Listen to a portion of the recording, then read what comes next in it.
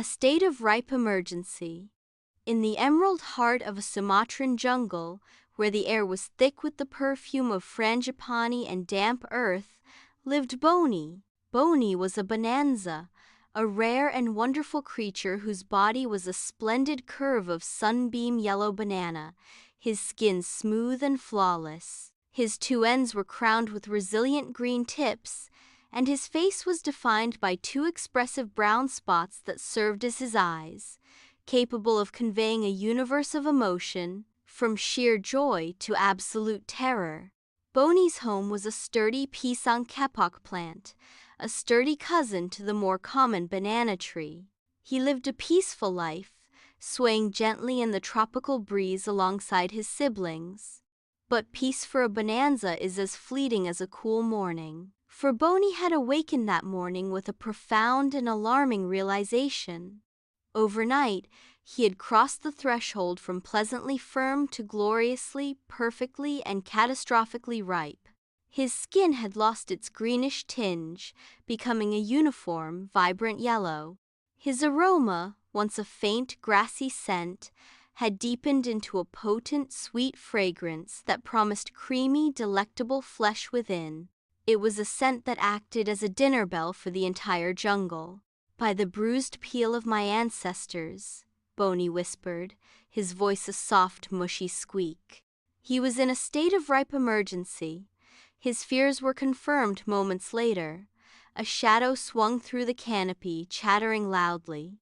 It was Koko, a boisterous long-tailed macaque with a bottomless appetite and a particular fondness for bananas.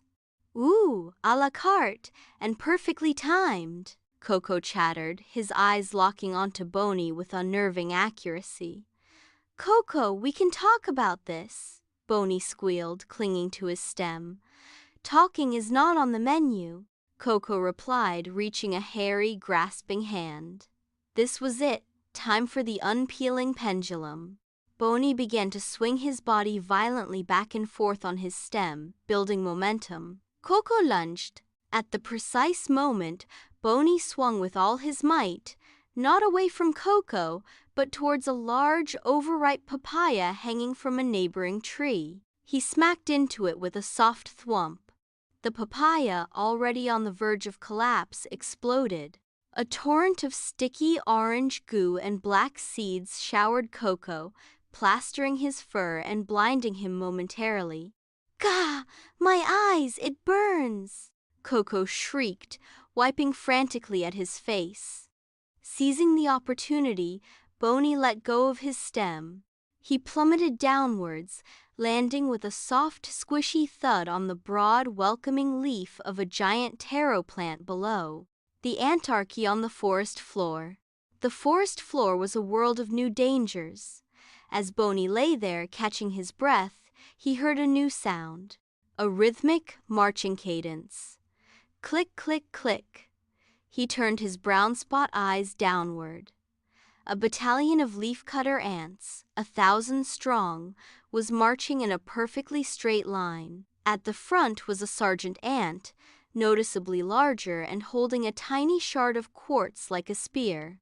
The sergeant stopped, its antennae twitching. It pointed the quartz shard directly at Boni. "Halt! Behold, a mobile fruit offering, a bounteous yellow bounty for the royal larder.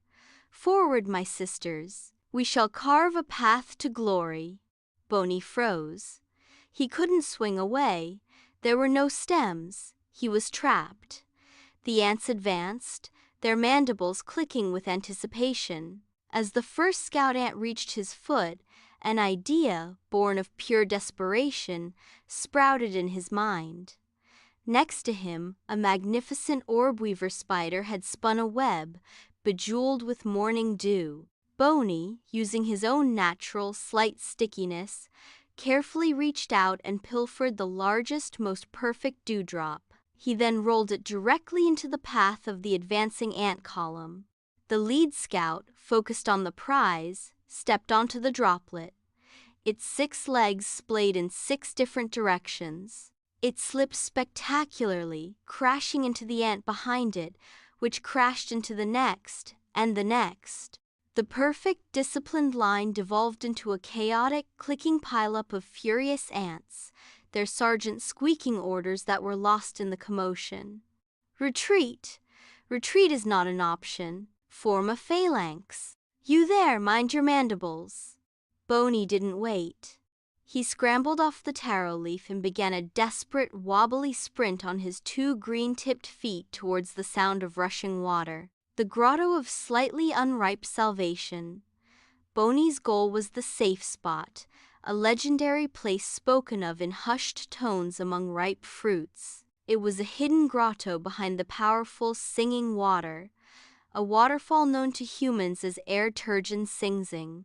The constant, cool mist that filled the grotto was said to preserve fruit, keeping them in a state of just unripe enough perfection. But to reach it, he had to cross the most dangerous territory of all, the human path.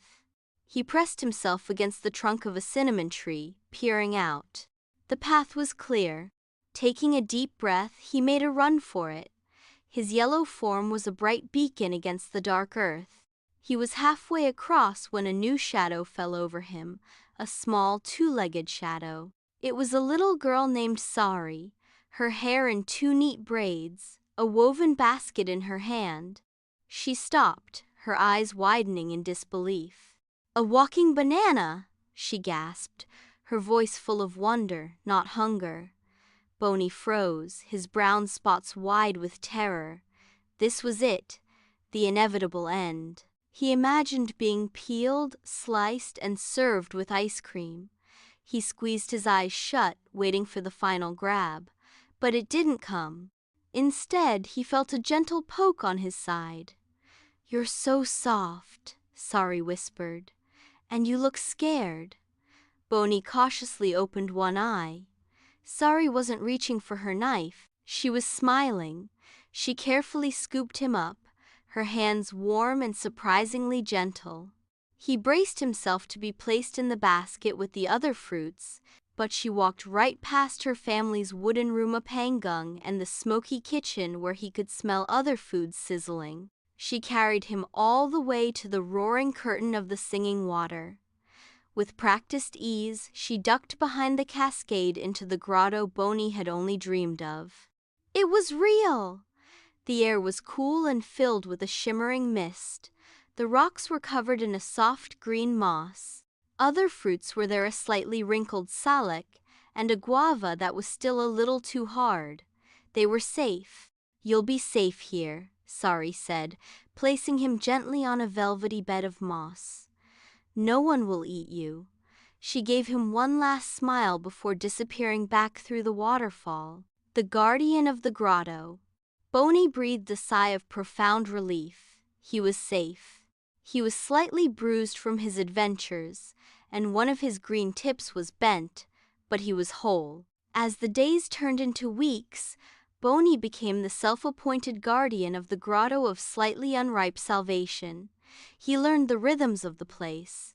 He would use his unpeeling pendulum to knock juicy jungle berries into the pool below for the fish. He would share stories with the salak and the guava, who were very dull conversationalists but good listeners. Sometimes, from his mossy perch, he would see Koko the monkey still searching for him, or the ant sergeant drilling its troops with newfound vigor. But they never found the grotto. And sometimes, on particularly sunny afternoons, Sari would visit.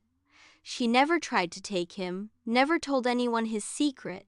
She would simply sit, share a piece of mango she had brought, and talk to him about her day. Boni, of course, couldn't reply, but he would wiggle his green tips, which Sari decided was his way of laughing. He was still a perfect, delicious banana in a hungry world.